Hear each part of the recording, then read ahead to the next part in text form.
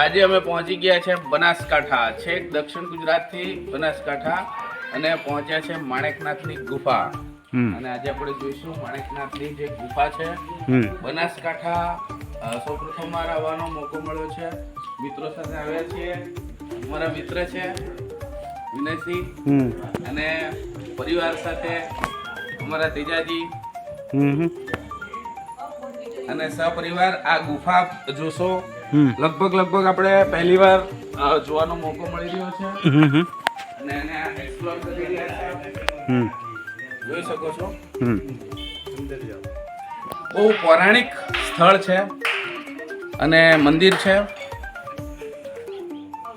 આપ જ્યારે રૂબરૂ આવશો, અહીંનો માહોલ જોશો. બનાસકાંઠાના હિલ્સ જે કહી શકાય, જે રીતે આપણે સાપુતારા હિલ છે, તારંગા હિલ છે, આપણા જે વિલ્સન હિલ્સ છે, એ ટાઈપનું બનાસકાંઠાનું એક હિલ કહી શકાય એવા પહાડી વિસ્તારમાં આવેલું છે માણેકનાથની ગુફા.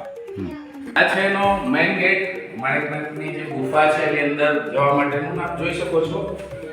અંદર જે બનાવ્યું છે ગુફાની અંદર આખું પથ્થરોને કોતરીને અસલ અહીંથી આપણે વ્યૂ જોશો તો સામે આપ જોઈ શકો છો. કેમેરામેન બિલકુલ કુદરતી સૌંદર્ય.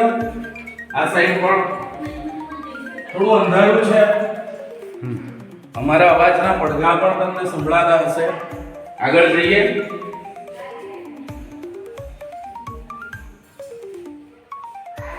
આખી ગુફા થોડું અંધારું અને આનું જે અસલ છે જય શ્રી માણેકનાથ ડુંગર ઉપર ગુફામાં રહેતો રાક્ષસ.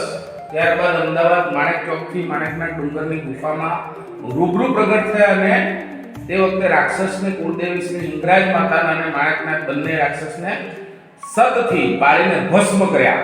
જય શ્રી હિંગરાજ માતા.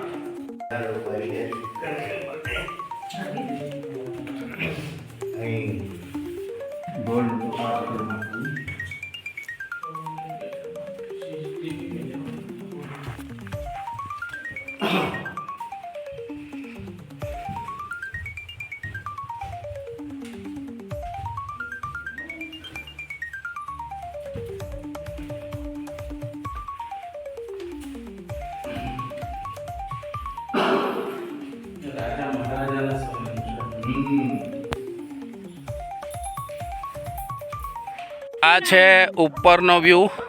આપ જોઈ શકો છો ગુફાની ઉપરના ભાગે અમે જ્યારે આવ્યા છીએ. એક આખો પથ્થર અને એની નીચે છે ગુફા, જે માણેકનાથજીની ગુફા છે.